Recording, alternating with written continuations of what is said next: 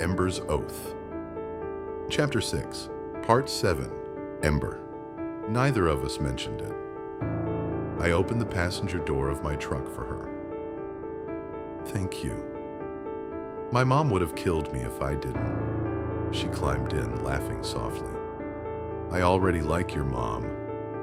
You haven't even met her. Anyone who taught you manners deserves some credit. I walked around to the driver's side, started the engine, and pulled away from the clubhouse. The drive back toward Rapid City was peaceful. The roads were almost empty, illuminated only by the truck's headlights and the occasional glow of a distant farmhouse. Roxie rested her head against the window, watching the black hills drift by in the darkness. It's beautiful out here. It is. I didn't realize how much I'd miss seeing stars. I glanced upward through the windshield. Without the lights of Chicago, the sky seemed endless. My dad used to bring Blaze and me camping out here, I said. We'd spend half the night trying to spot shooting stars. Who usually found the most? I let Blaze think he did. She smiled. So you're a good big brother. I try. After another few miles, we reached her apartment complex. What remained of it? Floodlights illuminated the building while contractors had already begun boarding up broken windows. Yellow caution tape still stretched across sections of the parking lot. The sight made my stomach tighten. Roxie's smile faded. It still doesn't feel real. I parked a short distance away. You sure you're okay staying here? She nodded. My apartment wasn't damaged too badly. The fire crews kept it from spreading that far. You've still been through a lot. She looked over at me. I know. Neither of us moved to get out. Finally, she smiled. I was going to make a cup of tea. She hesitated for a second. You don't have to rush off. If you don't want to. I couldn't help smiling. I was hoping you'd ask. A few minutes later, we were inside her apartment. It looked very different from the first time I'd seen it. The windows stood open, letting in the cool night air, as large fans hummed in the corners, helping clear the lingering smell of smoke. Most of her belongings were exactly where she'd left them before the fire. A few framed photographs had been placed carefully on the kitchen counter after firefighters searched the apartment. One moving box still sat unopened beside the sofa. You really did just move in, she laughed. I wasn't exaggerating. She walked into the kitchen. Tea? I won't say no. What kind? I'll trust your judgment. Brave man. I've survived burning buildings. I'm not sure that qualifies you to survive my tea making. I leaned against the kitchen doorway, watching her fill the kettle. You know, she glanced over her shoulder. What? This is a much nicer first impression than the last time I visited. She laughed. Hopefully there won't be any collapsing ceilings this time. I'd appreciate that. So would I. The kettle clicked on. For the first time since we'd met, there were no sirens, no radios, no shouting. Just the quiet hum of the kitchen and the soft ticking of a clock on the wall. She reached into one of the cupboards. I only have 2 mugs. Convenient. I unpacked the important box first. Tea before everything else? Always. I respect that. A few minutes later, she carried 2 steaming mugs into the living room. She handed one to me before settling onto the sofa, tucking one leg beneath her. I sat beside her, leaving enough space that it didn't feel awkward. She wrapped both hands around her mug and let out a contented sigh. I think this is the first time I've actually sat down in 2 days. I was just thinking the same thing. We sat in companionable silence for a while, each enjoying the warmth of the tea. Eventually, her eyes drifted toward the unopened boxes stacked against the wall. I still haven't finished unpacking. You've been a little busy. A little, she smiled. I was supposed to spend tonight organizing my books. I think you've got a reasonable excuse. I suppose surviving 2 fires in 2 days counts. I'd say so. She turned to look at me. You know, what? When I moved here, I didn't know a single person. And now, a gentle smile spread across her face. Now I know one very stubborn firefighter. I chuckled. I've been called worse. I'm sure you have. Our eyes met, and for a moment, neither of us spoke. The silence wasn't uncomfortable. It felt peaceful. Outside, the night carried on as though nothing had happened. Inside her apartment, with mugs of tea warming our hands, it was easy to forget about the smoke, the flames, and the questions that still had no answers. For a little while, we were simply Damien and Roxie. Not a firefighter, not a paramedic, just 2 people enjoying the rare gift of a quiet evening together. For a long while, neither of us felt the need to fill the silence. The quiet was nice. After the last 48 hours, I'd forgotten what quiet sounded like. Roxie took another sip of her tea before setting the mug down on the coffee table. So, I looked over at her. So, you've told me how you got your nickname. I did. But I still don't know much about Damien. I leaned back into the sofa. What do you want to know? She tucked one leg underneath herself. What's your family like? I smiled without even thinking about it. My parents are good people. You've mentioned your dad, Michael Forrester. I nodded. Retired fire captain. 32 years with the department. He still acts like he's in charge. She laughed. I imagine old habits die hard. They do. And your mom, Sylvia, elementary school teacher. The kind of woman who could make 6-foot bikers apologize just by looking at them. Roxie grinned. I already love her. So does everyone else. What about Blaze? I chuckled. What about him? Has he always been... She searched for the right word. Blaze? I burst out laughing. Pretty much. He was the kid who climbed trees that were way too tall. Jumped off sheds. Built ramps for his bike. My parents nearly had heart attacks every other week. And now? Now he jumps into burning buildings for a living? She shook her head. So nothing's changed. Not really. And you? I was the responsible one. I don't believe you. I looked at her, pretending to be offended. You don't? No. I think you were just better at not getting caught. I laughed. Okay. Maybe there was 1 or 2 occasions. 1 or 2. Possibly more. I knew it. She smiled triumphantly. I've only known you a couple of days, Damien. But you're surprisingly easy to read. I don't know whether to be impressed or worried. A little of both. I nodded slowly. Fair enough. She stood and carried our empty mugs into the kitchen. I'll make another, if you're having one. I always have 2 before bed. Tea really is your solution to everything. It solves most problems. I'll remember that. As she filled the kettle again, my eyes wandered around the apartment. There were still unopened boxes stacked neatly against one wall. A bookshelf that was only half full. Picture frames waiting to be hung. It still didn't quite look like someone lived here. More like someone was trying to. You've still got a lot to unpack. She glanced over her shoulder. I know.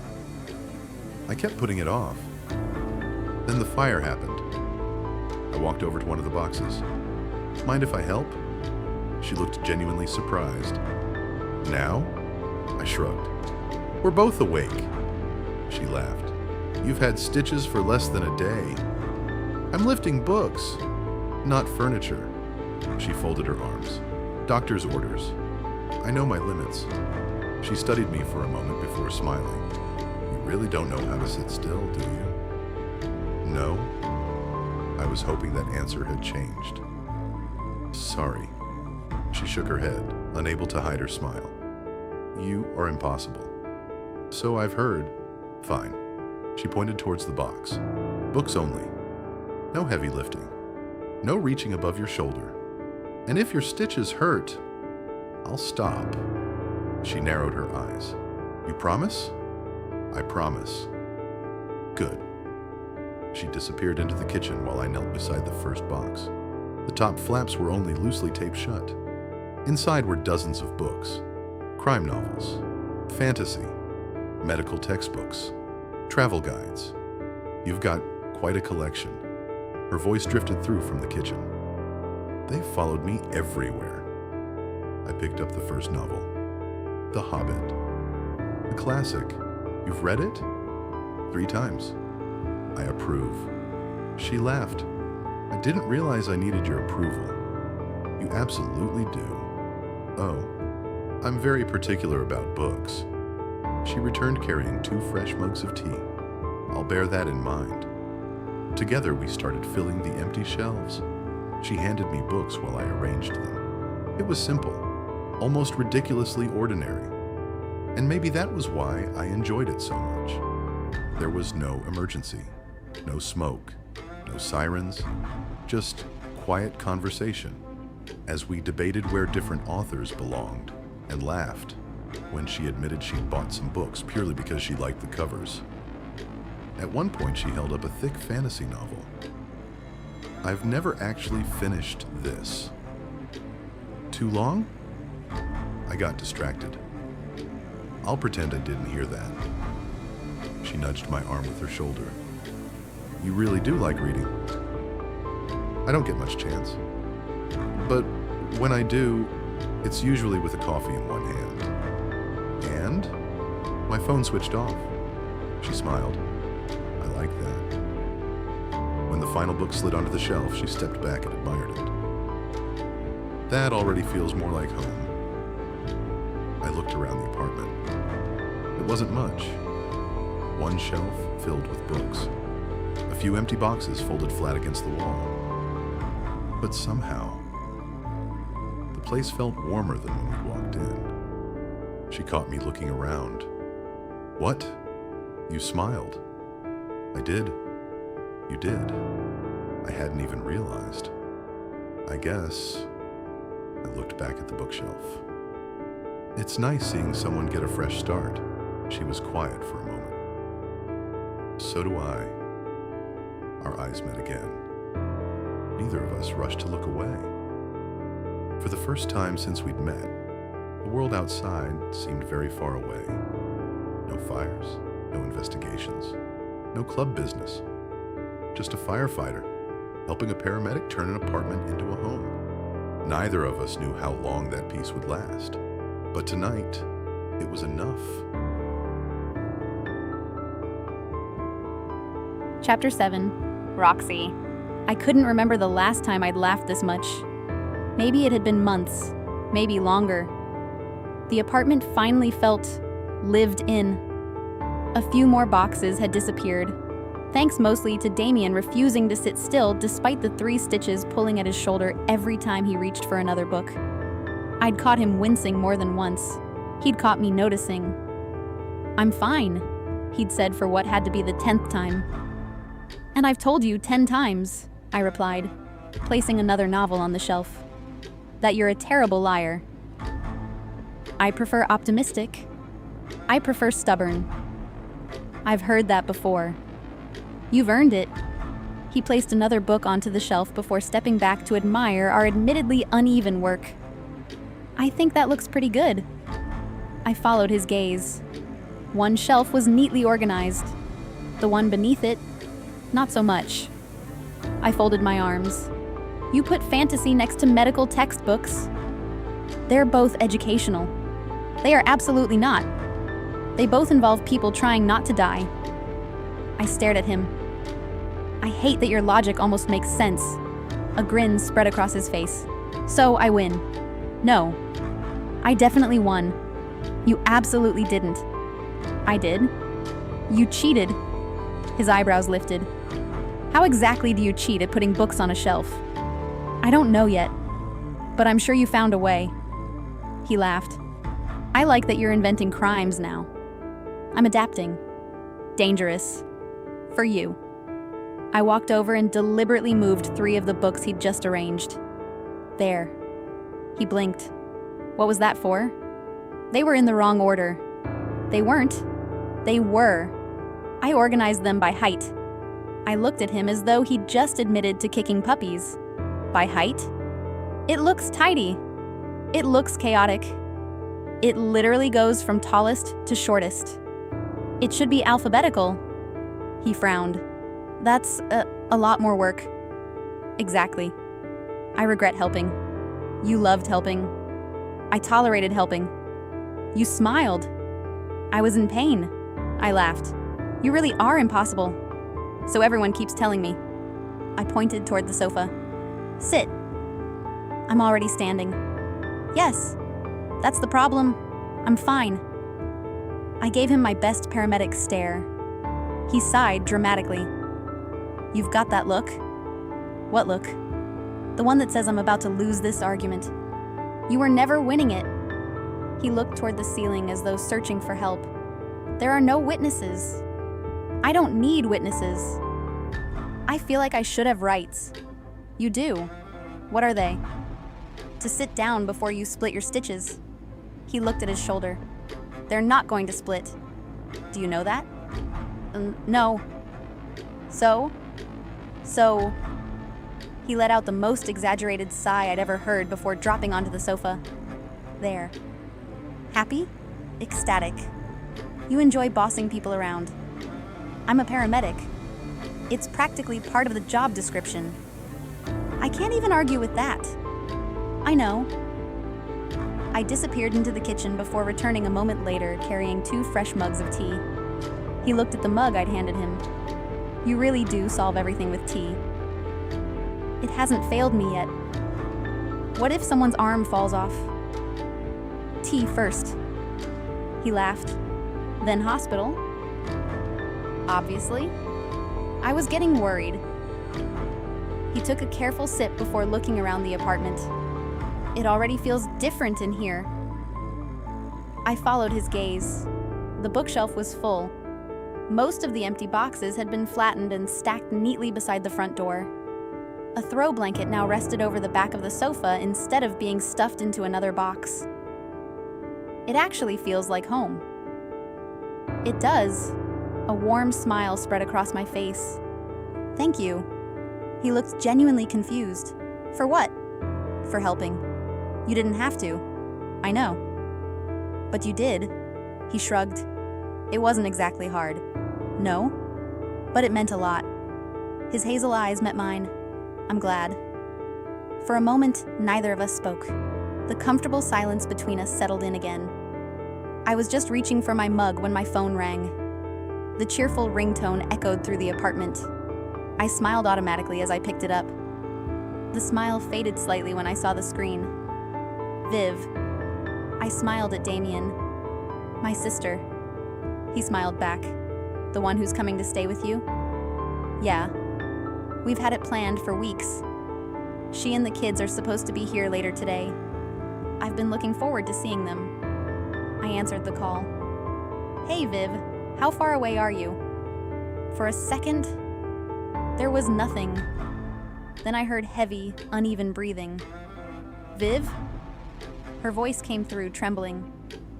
Roxie, every instinct I had screamed that something was wrong.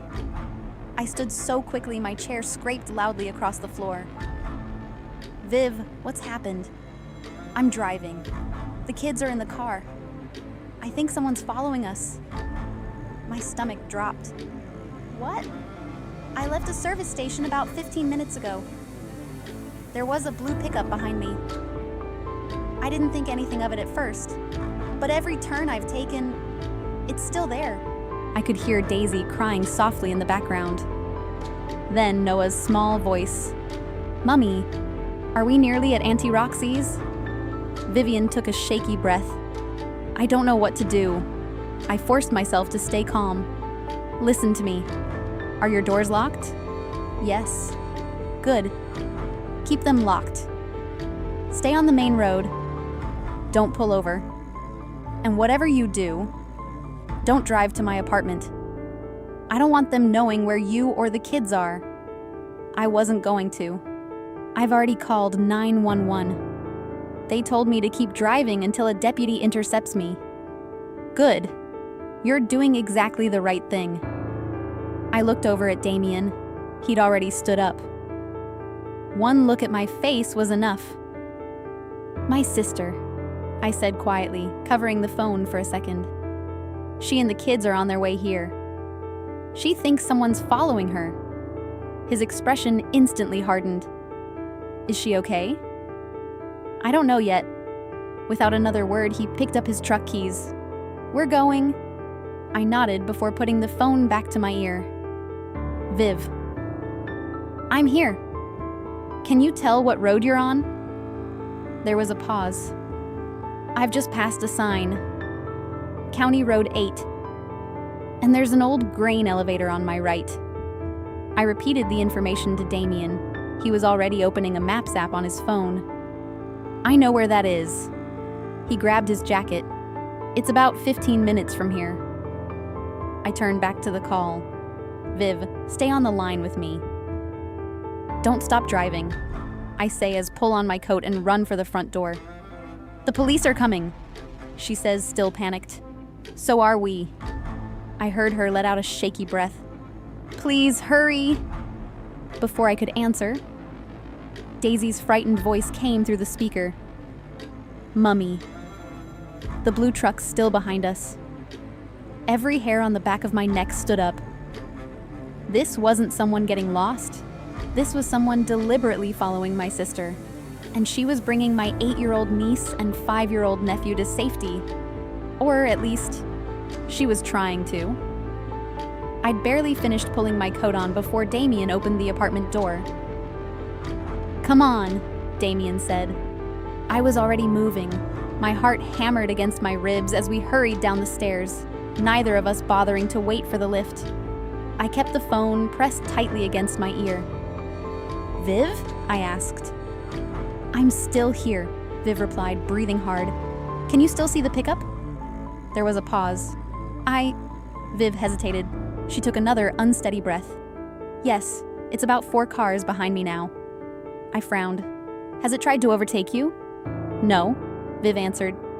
It's just, it keeps matching whatever I do. If I speed up, it speeds up. If I slow down, it slows down. I pushed through the main entrance of the apartment building with Damien right behind me. The warm afternoon air hit my face. Damien unlocked his truck with the key fob. Get in, he said. I climbed into the passenger seat while he hurried around to the driver's side. The engine roared to life. He pulled out of the parking space before I'd even managed to fasten my seatbelt. County Road 8? Damien asked. I nodded. Near the old grain elevator. I know exactly where it is, he replied, accelerating smoothly onto the road. I turned my attention back to my sister. Are there many cars around you?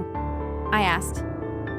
A few, Viv answered, but they're spreading out. I think they're turning off.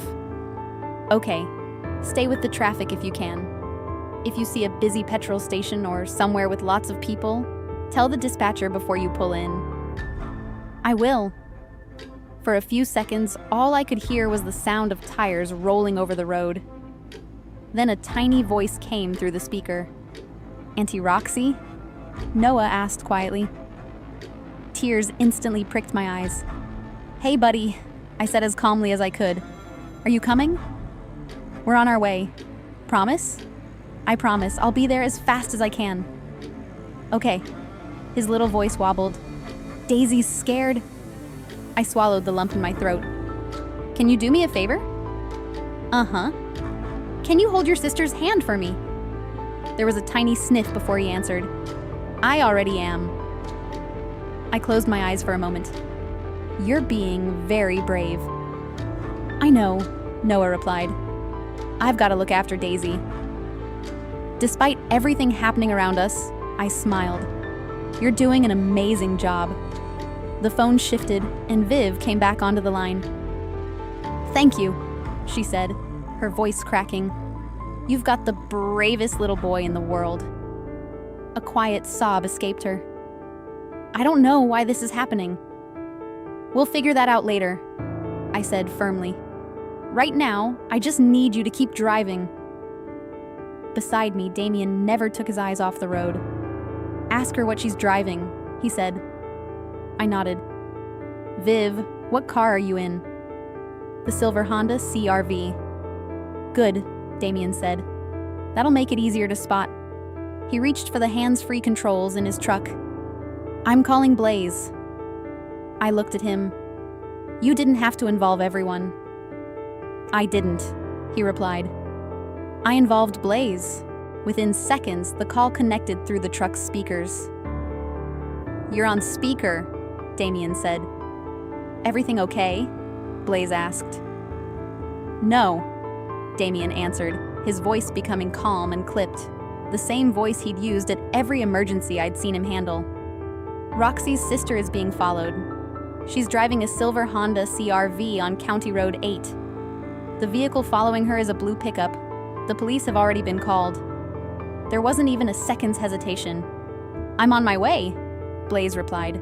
I'll come in from the south. Stone? Damien asked. I'll call him as soon as we hang up, Blaze answered.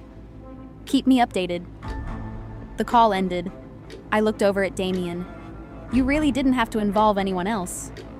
If this turns out to be nothing, Damien said quietly, we've wasted a little fuel. He tightened his grip on the steering wheel. But if it isn't, I'd rather have too many people looking than not enough. I understood exactly what he meant. It was how first responders were trained. Hope for the best. Prepare for the worst. Suddenly, Viv's frightened voice cut through my thoughts. Roxie. My grip tightened around the phone. What is it? There was a long pause. When she finally spoke, her voice was barely more than a whisper. The blue pickup. Another pause. It's getting closer. The inside of the truck fell completely silent. Then Viv whispered the words I was praying I would never hear. I think they're trying to force me to stop. The sound of approaching sirens finally reached us.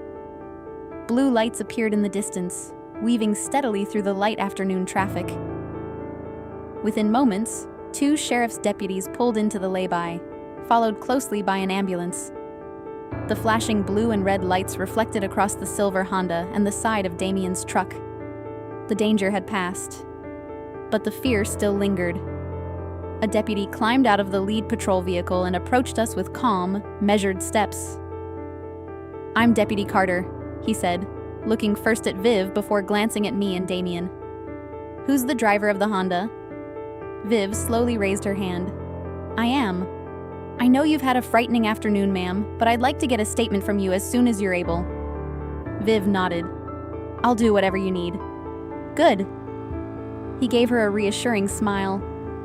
Let's start from the beginning.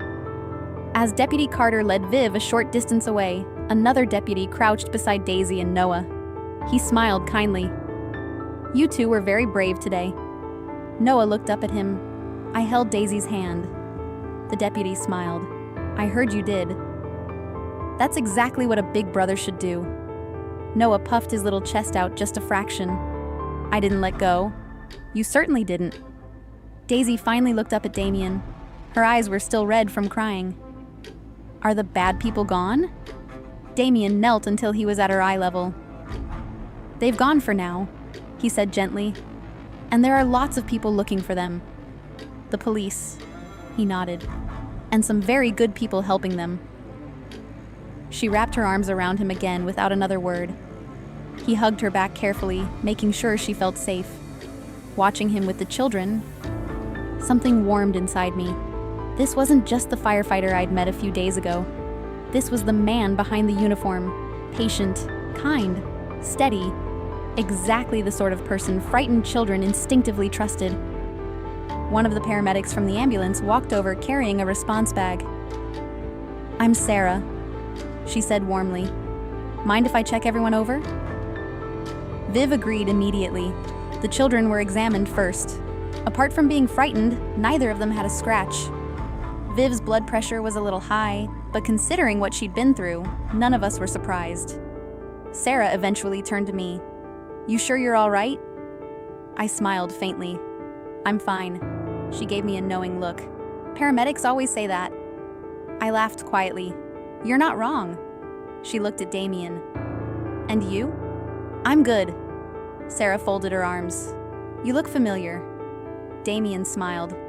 Rapid City Fire. Recognition immediately crossed her face. Oh, you were at the apartment fire. That's right. I thought I recognized you. She smiled. Nice to see you without smoke this time. I'd prefer to keep it that way. As Sarah returned to the ambulance, Deputy Carter walked back towards us. His notebook was tucked beneath one arm. We've circulated the vehicle description to every unit in the county. He looked at Viv. Unfortunately, without a registration number, there's not a lot to identify it. It was definitely a dark blue pickup? Viv nodded without hesitation. I'm certain. The deputy scribbled another note. And you said the windows were heavily tinted? Yes. Anything else stand out? She thought for several seconds before slowly shaking her head. No. I was too busy making sure the kids were safe. You did exactly the right thing. The deputy closed his notebook. We'll also have officers check nearby businesses for CCTV, service stations, junction cameras, anywhere that vehicle may have passed. I appreciate that, Viv said quietly. Before the deputy could reply, Damien's phone buzzed. He glanced at the screen before stepping a few paces away to answer. I watched him from where I stood. His posture changed almost instantly. Still relaxed, but focused. He listened far more than he spoke. After less than a minute, he slipped the phone back into his pocket and returned. What is it? I asked. Falcon. My stomach tightened. Did they find them? He shook his head. No, but they found something. What? The blue pickup dumped a black baseball cap on the logging road. It must have flown out when they hit one of the ruts. I frowned. That doesn't sound like much. Maybe not. He looked towards the deputies. But if whoever was driving wore it, he let the thought hang in the air. There could be DNA. Deputy Carter overheard the last part of the conversation. His expression sharpened immediately. Where exactly? Damien gave him the location Falcon had passed on. The deputy spoke into his shoulder radio straight away, requesting a forensic unit to recover the item before the weather, or anyone else, could disturb it. For the first time since Viv's terrified phone call, it felt like someone had finally found a thread. A tiny one, but a thread nonetheless. Whether it would lead anywhere, none of us knew yet. The story isn't over yet.